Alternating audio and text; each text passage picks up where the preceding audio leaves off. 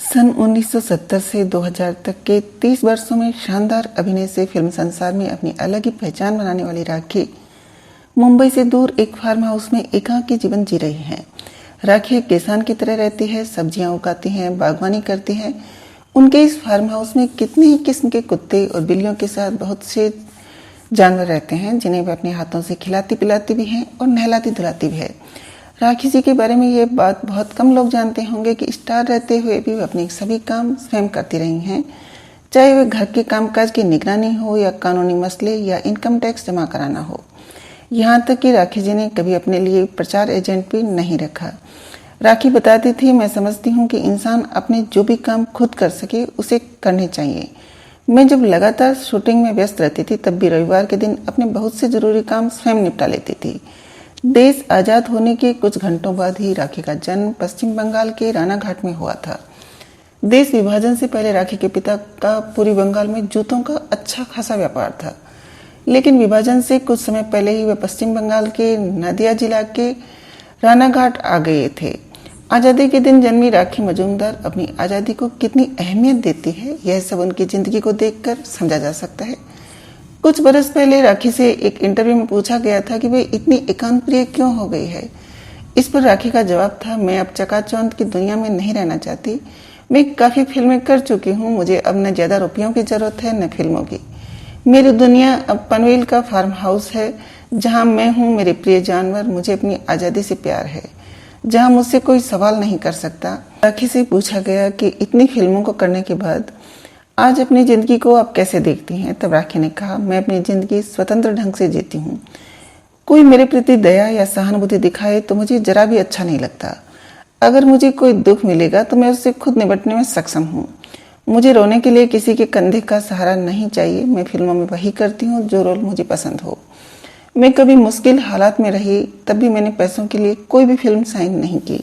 मैं अपने मुँह अपनी तारीफ करना पसंद नहीं करती, लेकिन आप ध्यान से देखेंगे तो मैंने हमेशा लीक से हटकर और चुनौती वाली भूमिकाएं ही की है। राखी की यह बात सच है कि उन्होंने हमेशा चुनौती वाली भूमिकाएं की है। हालांकि वे बचपन में एक वैज्ञानिक बनने का सपना देखती थी, लेकिन नियति को कुछ और ही मंजूर था। राखी 16 साल की भी नहीं हुई थी कि 1963 में उनका एक पत्रकार और फिल्मकार अजय विश्वास से विवाह हो गया। यह विवाह परिवार की इच्छा से हुआ, लेकिन शादी 2 साल भी नहीं चल सकी और 1965 में दोनों अलग हो गए। अजय ने हिंदी और बांग्ला में प्रथम प्रेम, संबंध, समझौता और भाग्य चक्र जैसी फिल्में बनाई थी। जब राखी की पहली शादी नाकाम हो गई तो राखी ने फिल्मों का रुख किया।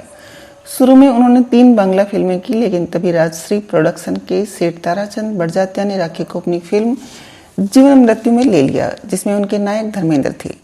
सन 1970 में जब जीवन मृत्यु प्रदर्शित हुई तो वह सुपर हिट हो गई। इसके बाद तो राखी के पास एक से एक फिल्मों के प्रस्ताव आने लगे, लेकिन राखी ने समझदारी दिखाते हुए कुछ चुनिंदा फिल्मों में ही काम किया।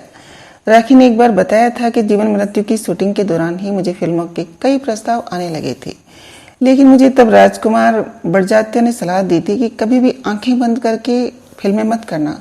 उनकी यह सलाह मैंने हमेशा मानी।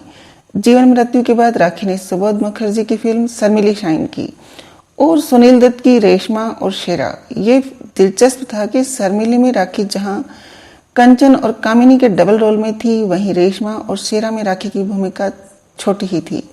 लेकिन इन दोनों की फिल्मों में राखी को शशि कपूर और अमिताभ बच्चन जैसे उन 2 अभिनेताओं का साथ मिला जिनके साथ राखी ने सबसे ज्यादा फिल्में की।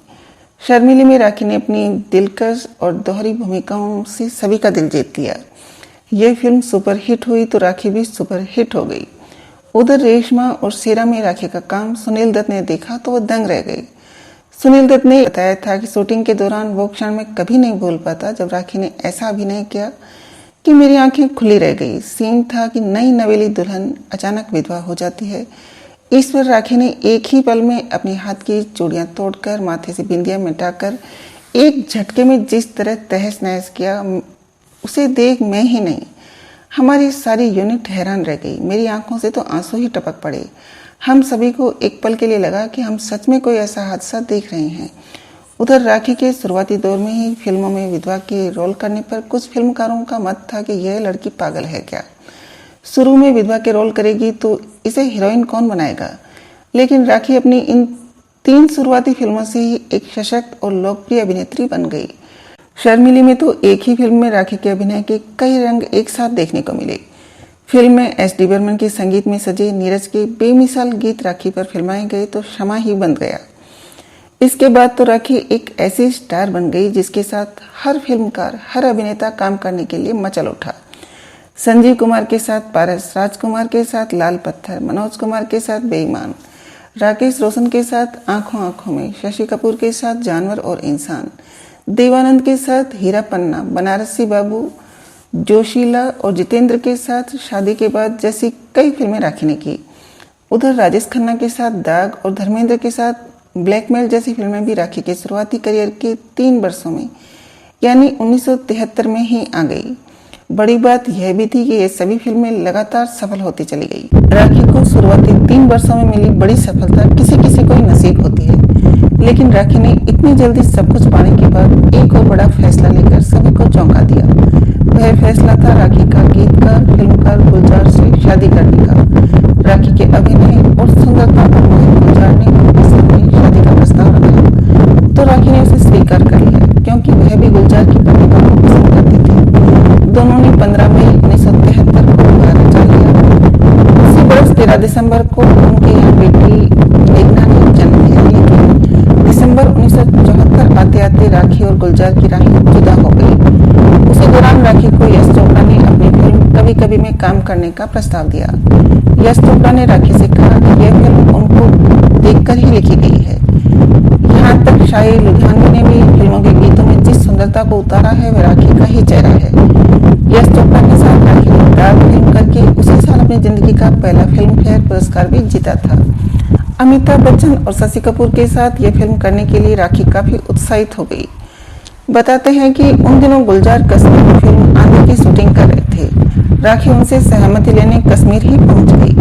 यश चोपड़ा भी अपनी फिल्म की लोकेशन देखने के लिए कश्मीर में ही थे, लेकिन राखी को तब लगा कि गुलजार आंधी की नायिका सुचित्रा सेन के साथ कुछ ज्यादा ही घुल मिल रहे हैं।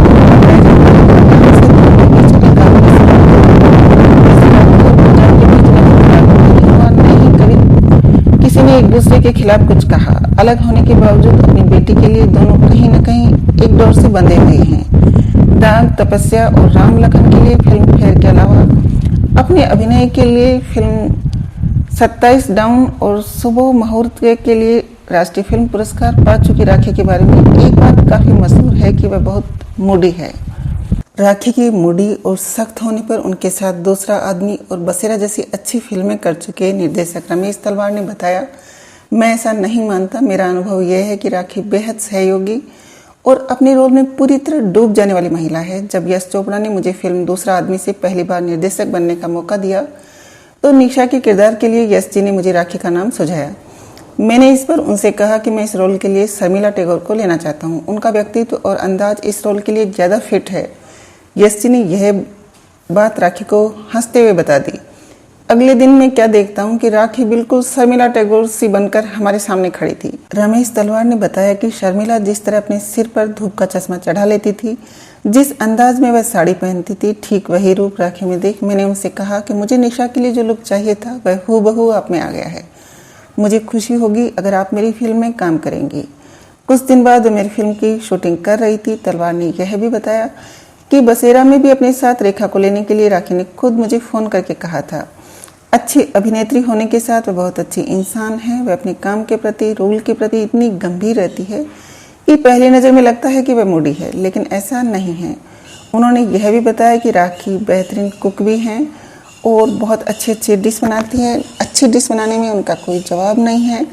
इतनी बड़ी हीरोइन होने के बावजूद कभी कभी पूरी यूनिट को अपने हाथ से अच्छी डिश बनाकर खिलाती थी। ऋषि कपूर और शशि कपूर तो उनकी बनाई डिश बहुत पसंद करते थे।